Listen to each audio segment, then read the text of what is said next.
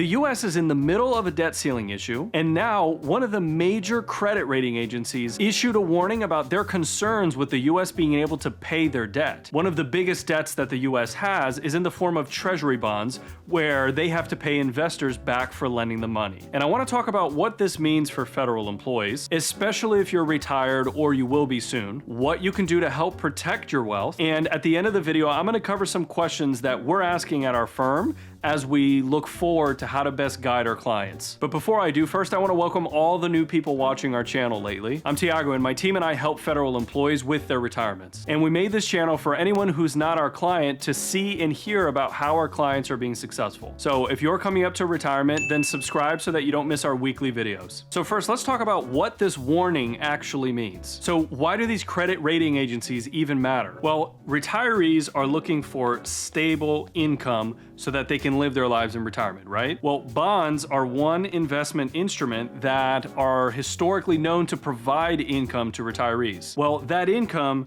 relies on the organization's ability to actually pay that money, or what we would call coupons. The coupons are essentially the interest rate that retirees earn for having lent their money to an organization, whether that's a corporation, a municipality, or the US government. So what happens if one of these organizations begins to have some financial trouble, and maybe it jeopardizes their ability to actually pay that coupon? Well, it could mean that the stable income flow that a retiree is expecting, maybe they're not going to get as much as they were originally expecting. And so understanding the credit rating of an organization is one way to gauge an organization's ability to continue making those payments going forward. Because if they can't, this is a major risk to a retiree in not having that stable income that they need for retirement. Now, obviously, bonds are not the only way that you can earn income. Your Social Security comes in, your FERS comes in, but it's still a really big part of your retirement income plan, and so you need to make sure you factor it in.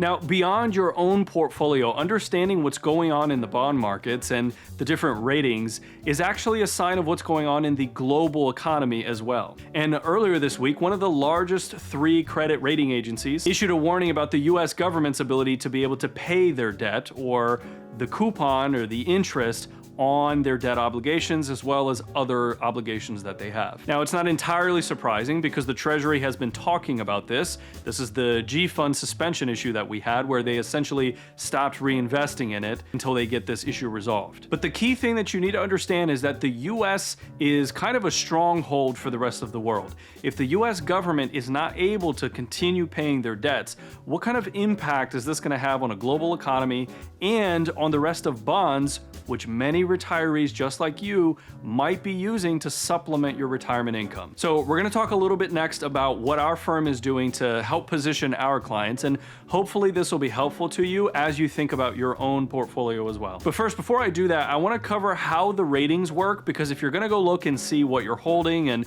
what are options out there, you have to at least understand how the ratings work. And so these ratings are from Fitch, which again, one of the big 3. Fitch is one, Standard & Poor's is another, and Moody's is a third. They all have slightly different ratings, so just keep that in mind, but we're gonna go with this one because these are the guys that issued the warning about the US. So the higher we are on this scale, so the AAA rating, these are really high quality kinds of organizations. Corporations, municipals, or governments can all be AAA.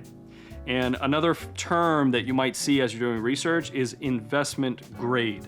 This means they are of very high quality. Now, as you start to go down on this scale, the level of risk available in those bonds starts to go up. Now, as we get down to the Bs, the triple Bs are still considered good quality bonds according to Fitch. Now, as we get to the double Bs, these are starting to have a higher level of risk, and as we get to a single B, these are becoming speculative in nature, which means there's a higher probability that they may not actually pay that debt. Now, for most retirement accounts and for federal employees planning their retirement, this is where I would really draw the line. I wouldn't really look at any bonds below here because the level of risk you're taking on is much too great.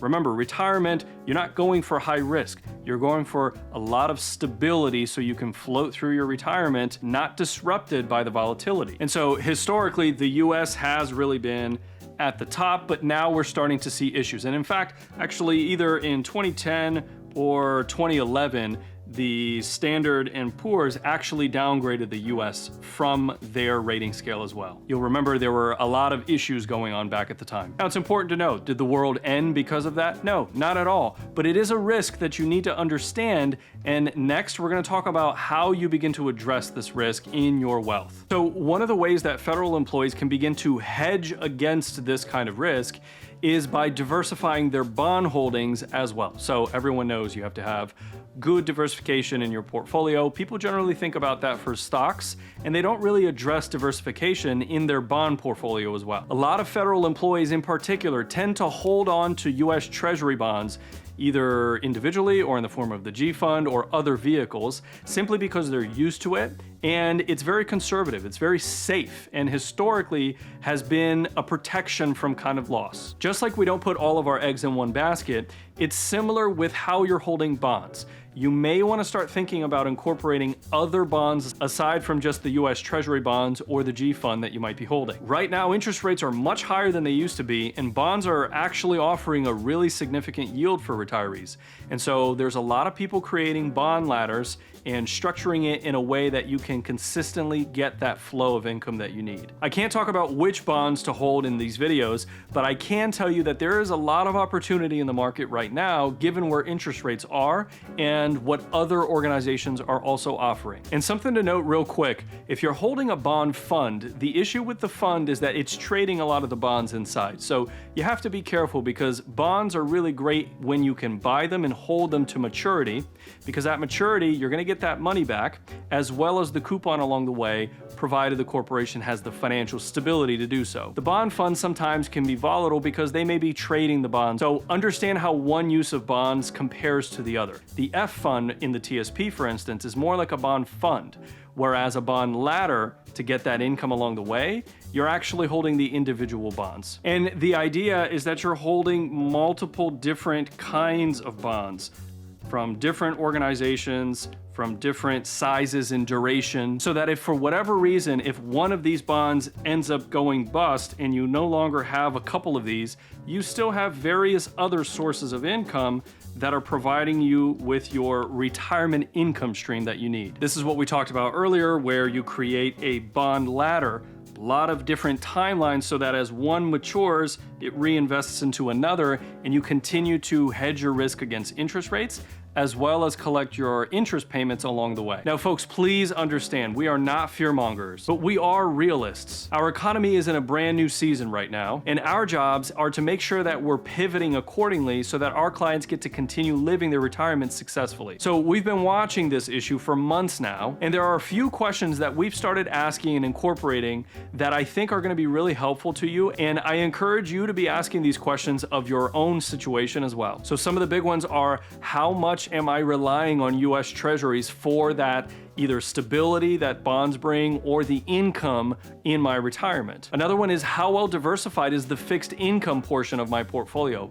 Fixed income being the bonds. And how would a default in these bonds that I hold impact my retirement plan? And another is, what does a possible default mean for the rest of the markets? And am I prepared to deal with a situation like that? Have I thought through what I need to do ahead of time in the event that it becomes a reality? Folks, I cannot overstate the importance of planning. A printed retirement plan is always helpful, but the process of planning along the way and making the adjustments so that you can continue to remain on track, that is what adds the massive value back to your family's wealth. Treasury bonds have been a really solid choice for a lot of investors, but the economy has seasons, and sometimes you need to change with it. Our clients tell us that what-if scenarios have really been helpful for them, and going through the planning allows you to figure out exactly what you're going to do if something like that happens. And what you start to see is that you begin to have greater peace of mind about your plan, and you get to live your retirement feeling more fulfilled, knowing that whatever is going on in the world, unless the world is ending,